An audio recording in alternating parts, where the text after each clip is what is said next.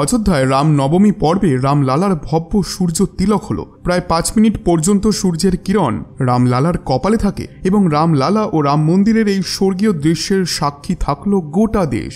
রামলালার এই রূপ দেখে প্রত্যেক রামভক্ত মন্ত্রমুগ্ধ হয়ে যান। অযোধ্যা থেকে এমনই ছবি সামনে আসে যেটি দেখে মনে হয় যে ভগবান রাম স্বয়ংই আমাদেরকে দর্শন দিচ্ছেন। 500 বছর পর অযোধ্যায় এমন শুভ সময় এলো যেখানে ভগবান রাম নিজের ঘরেই রাম নবমী পালন করলেন। বন্ধুরা, 17 এপ্রিল ঠিক দুপুর 12:16 রামলালার কপালে সূর্যের কিরণ পড়ে তৈরি হলো এক আশ্চর্য সূর্য তিলক। এটি সম্ভব হয়েছে একটি বিশেষ প্রকারের আয়না ও লেন্সের কারণে। এই বিশেষ লেন্স দিয়েই সূর্যদেব ধারণ করেন রামলালার কপালে। সূর্য তিলক নিয়ে রাম মন্দির নির্মাণ সমিতির চেয়ারম্যান নৃপেন্দ্র মিশ্র বলেছেন যে রাম নবমীতে দুপুর 12:16 মাত্র 5 মিনিটের জন্য সূর্যের রশ্মি ভগবান রামলালার কপালে পড়ে। এটি একটি স্বর্গীয় দৃশ্য ছাড়া আর কিছুই না। বিজ্ঞানীরা এই মুহূর্তটি তৈরি করার জন্য কাজ করেছেন। বিজ্ঞানীর এই ম্যাজিকই কোটি কোটি মানুষকে আবেগপ্রবণ করে তুলেছে। বিজ্ঞানীদের নিখুঁত পরিকল্পনাতেই অযোধ্যার রাম মন্দিরে রামলালার সূর্যাভিষেক করা হয়। তাহলে কি ধর্ম আর বিজ্ঞান মিলেমিশে একাকার হলো? আপনাদেরকে বলে রাখি, সূর্য তিলকের পেছনে অপটোমেকানিক্যাল সিস্টেমের একটি বড় ভূমিকা রয়েছে। মঙ্গলবারই সিস্টেমটিকে পরীক্ষা করেছিলেন বিজ্ঞানীরা। CSIR CBRI রুড়কির বিজ্ঞানী ডক্টর SK পানিগ্রাহী বলেছেন যে সূর্য তিলকের মূল উদ্দেশ্য হল যে রাম নবমীর দিনে শ্রীরামের মূর্তির কপালের তিলকটিকে সকলের নজরে আনা এবং সেটি যেন পারফেক্টলি ভিজিবল হয়। প্রতি বছরের চৈত্র মাসে রাম নবমীতে দুপুরে ভগবান রামের কপালে সূর্যের রশ্মি দেওয়া হবে এই তিলকের মাধ্যমে। আর ভারতের ইতিহাসে কালকের দিন ছিল এক ঐতিহাসিক দিন, কারণ ভগবান সূর্যদেবী স্বয়ং রাম নবমী পালন করছেন। আর 500 বছর পর ভগবান রাম তার নিজের ঘরেই রাম নবমীকে পালন করলেন। এখন কোন পদ্ধতিতে সম্ভব হলো এই সূর্য তিলক? আরও ডিটেইলডে ডক্টর SK পানিগ্রাহী বলেন যে রাম নবমীর দিনে সূর্যের অবস্থান প্রতি বছর পরিবর্তিত হয়। রিসার্চ করে দেখা গেছে যে রাম নবমীর তারিখ প্রতি 19 বছর পরপর পুনরাবৃত্তি হয়। Council of scientific and industrial research central বিল্ডিংয়ের রিসার্চ ইনস্টিটিউট রুড়কির এই প্রবীণ বিজ্ঞানীর মতে পরিকল্পিতভাবেই তিলকটিকে আঁকা হয়েছে, যার আকার 58 মিলিমিটার অর্থাৎ 5.8 সেন্টিমিটার। কপালের মাঝে সূর্য তিলকের সঠিক সময় 2 মিনিট পূর্ণ আলোকমালা সহ প্রায় 3 থেকে 3.5 মিনিট। ওইদিকে শ্রীরাম জন্মভূমি তীর্থক্ষেত্র ট্রাস্টের সদস্য অনিল মিশ্রজি বলেছেন যে সূর্য তিলকের সময়ও ভক্তদের রাম মন্দিরের ভেতরে প্রবেশ করার অনুমতি দেওয়া হয়েছিল।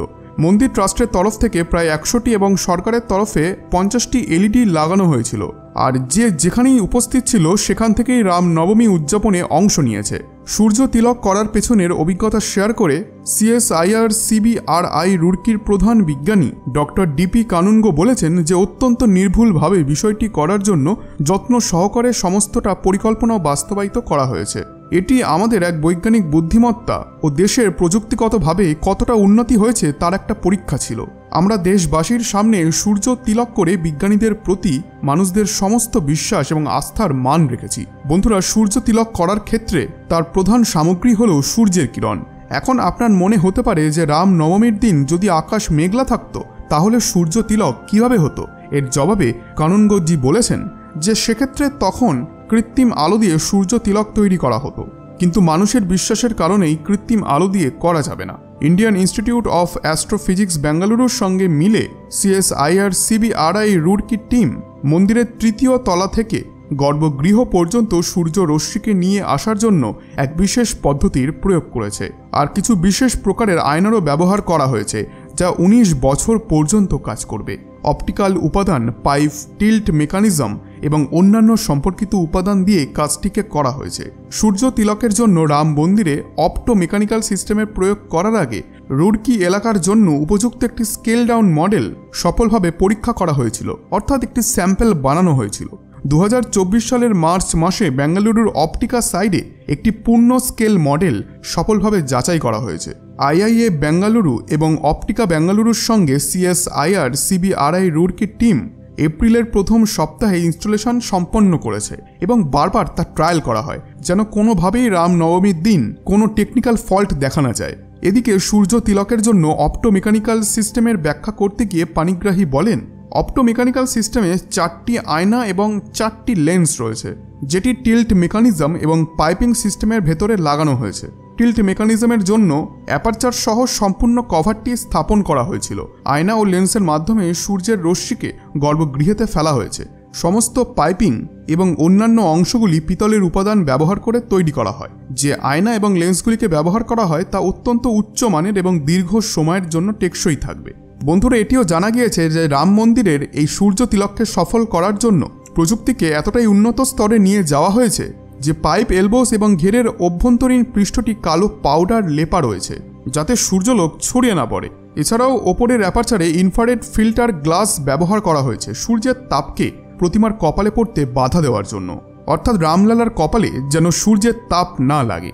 22শে জানুয়ারি ভগবান শ্রীরামের প্রাণ প্রতিষ্ঠার পর এখানে রাম নবমী পালন হচ্ছে। কালকের এই বিশেষ দিনটিতে অযোধ্যার রাম মন্দিরে ভিড় জমিয়েছেন বহু ভক্ত। সকলের মধ্যেই বাদ ভাঙা উৎসাহ ছিল। বুধবার সকাল 3:30টায় রাম মন্দিরে শুরু হয় দর্শন। মন্দির পরিদর্শনের আগে ভক্তরা অযোধ্যার সরজু নদীর পবিত্র জলে ডুব দেন।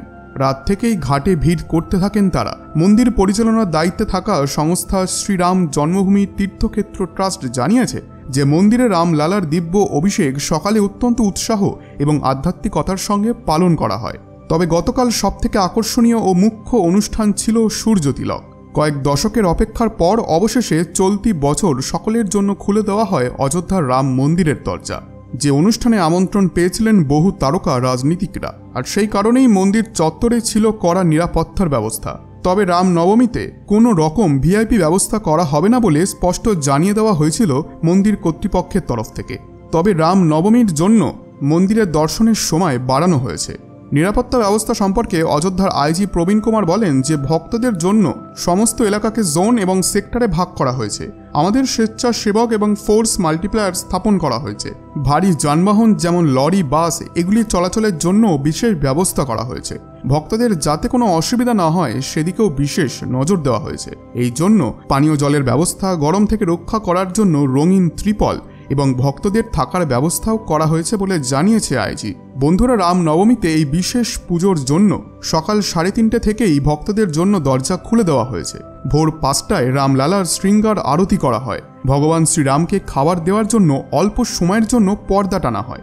রাত 11টা পর্যন্ত চলে দর্শন। এরপর সময় অনুযায়ী ভোগ ও শয়ন আরতিও করা হয়, যার পর শয়ন আরতির পর প্রসাদ বিতরণ করা হয়।